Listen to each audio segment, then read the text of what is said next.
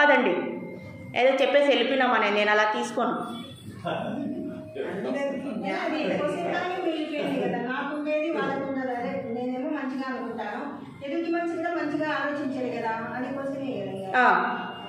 ఇది వ్యాలిడ్ ప్రశ్న, అవునా కదా? ఎంతమంది ఒప్పుకుంటారండి ఈ క్వశ్చన్? ఎంతమందికి ఉంది ఈ ప్రశ్న? ఇంకా ఎంతమందికి ఉంది? నేను బాగానే అర్థం చేసుకున్నాను, నేను పాటిస్తున్నాను, కానీ ఎదుటి వ్యక్తి పాటించడం లేదు. ఇప్పుడు ఆయన బాయిలో దుంకేస్తాడు, మనం కూడా బాయిలో దుంకేద్దామా? ఇప్పుడు సత్యం అనేది మనం పాటిస్తే మనం లబ్ధి పొందుతాం. ఎదుటి వ్యక్తి పాటించకపోతే మనకేం ప్రాబ్లం లేదు, మనకు సమస్య లేదు. మనం తరిస్తాం. మనం తరించాలా వద్దండి? తరించేటప్పుడు మనం ఫస్ట్ ఇప్పుడు మాస్క్ అనుకోండి, ఫస్ట్ మనం వేసుకుంటాం కదా, మళ్ళీ ఎదుటి వాడికి చెప్తాం. మనం వేసుకున్నామా లేదనేది ముఖ్యము. మొదట మనం తరిస్తున్నామా లేదనేది ముఖ్యము. మన ఆత్మని మనం తరించుకోవాలి ఫస్ట్. మనల్ని చూసి మనం లాభ్తి పొందుతుంటే ఎదుటి వ్యక్తి కూడా ప్రయత్నిస్తాడు. భక్తిలో కూడా అండి చాలామందికి వచ్చేటటువంటి ప్రాబ్లం ఏమంటే, ఇంట్లో ఒకరు భక్తి చేస్తుంటారు, మిగతా వాళ్ళు అనుసరించారనమాట, వాళ్ళని తక్కువగా చూస్తారు, అవునా కదా? అబ్జెక్షన్స్ చెప్తారు. అప్పుడు మనం ఏం చేయాలి?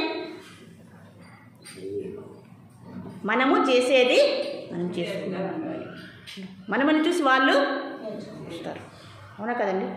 ఇప్పుడు ఒక అయస్కాంతం ఉంది, అయస్కాంతం దగ్గరికి ఇనుప ముక్కను తీసుకొస్తే ఏమవుతుందండి? కొంతసేపు తర్వాత ఆకర్షిస్తుందా లేదా? ఇది కూడా అదే. ఎందుకంటే ఇవి దైవత్వ గుణాలు ఇవన్నీ కూడా. ఇంకా ఎంతమందికి సందేహం ఉంది? ఇప్పుడు పక్కన వాడు పాటించలేదు అంటే అది మన సమస్య కాదు, అది వాళ్ళ సమస్య. మనం చెప్పడం వరకే, వాళ్ళని మార్చాలి బలవంతంగాని మన ప్రయత్నం చేయకూడదు. చెప్పే వరకే చేయాలి. మనం ఎంత పర్ఫెక్ట్గా ఫాలో అవుతున్నామో అనేదే ముఖ్యము. ఈ సూత్రాన్ని పాటించి చూద్దాము. దీనివల్ల ఎంత ప్రయోజనం కలుగుతుందో మనమే అనుభవపూర్వకంగా తెలుసుకొని మళ్ళీ మనము డిస్కస్ చేద్దాము. మనం పాటిస్తే అవతల వాళ్ళు కూడా కొంత మారుతారు. ఇంట్లో కూడా అంతే అండి. ఇంట్లో ఒకరు భక్తి చేసినా కూడా అందరికీ వస్తుంది. ఇప్పుడు మన గుడిలో ఇంతమంది మనం భక్తి చేస్తున్నాం కదా, ఈ ఊర్లో అందరికీ వస్తుంది. అదే కదా మనం అనుకుంటున్నాం, సర్వేజన సుఖినో భవంతు. అది మాటల వరకే, కానీ ఎవరైతే చేతల్లో పెడతారో తప్పకుండా అది ఆ ఫలితం అనేది వస్తుంది. దీన్ని ఆచరించి చూడండి. భగవంతుడు చెప్పింది వినాల్సిన అవసరం లేదు, కానీ దాన్ని మనం ప్రయోగించి చూడాలి. ఈ మాట ఎందుకు ప్రయోగించారు భగవంతుడు? అన్ని సమస్యలకు ఇదే పరిష్కారం. నేను ఆలోచిస్తూనే ఉన్నా, ఏం సమాధానం చెప్పాలి ప్రతి ఒక్కరికి ఇదే అండి. అందుకే మనం ఇక్కడ ఉన్నాం, అవునా కదా? ఇది పాటించి చూడండి, జన్మ అనేదే ఉండదు. జన్మ తీసుకోవాల్సిన అవసరం ఏమాత్రము ఉండదు. దానికి కావాల్సిన ఒకే ఒక అర్హత ఏంటి? హృదయ శుద్ధీకరణ. మన మనసు బాగుండింది అనుకోండి, అదే చాలు.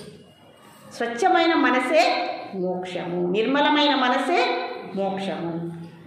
కాబట్టి మనం చేసుకోవాల్సిన పని అంటే మన హృదయాన్ని ఫస్ట్ మన ఇంటిని మనం శుభ్రం చేసుకోవాలి. పక్కింటోడు శుభ్రం చేసుకున్నా చేసుకోకపోయినా అవసరం, చెప్పడం వరకే మన ధర్మం అని ఇక్కడ చెప్తూ ఉన్నాం.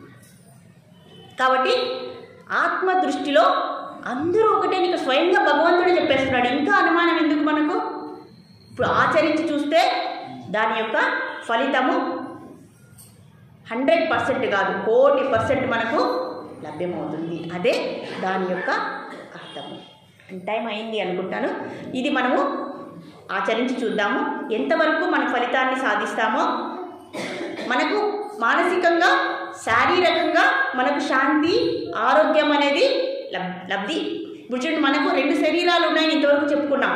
సూక్ష్మ శరీరము, మొదట స్థూల శరీరము, సూక్ష్మ శరీరము, ఇంకొక మించి ఏంటి దాన్ని మీరు అలా అంటారు. ఆత్మ కూడా ఒక శరీరమే. ఆత్మ పరిశుద్ధమైంది. ఇప్పుడు శుద్ధి చేసుకోవాల్సింది ఎవరిని? స్థూల శరీరాన్ని, సూక్ష్మ శరీరం. సూక్ష్మ శరీరం అంటే ఏంటి? ఇంద్రియాలు, మనసు, బుద్ధి, చిత్తం, అహంకారం. వీటిని మనం శుభ్రం చేసుకుంటే పర్మనెంట్గా శాశ్వతమైనటువంటి ఆనందము, శాంతి, శోకరహిత్యం రాహిత్యము, జన్మరాహిత్యము మనకు తప్పకుండా కలుగుతుంది అని ఇక్కడ భగవంతుడు చెప్పేశారు.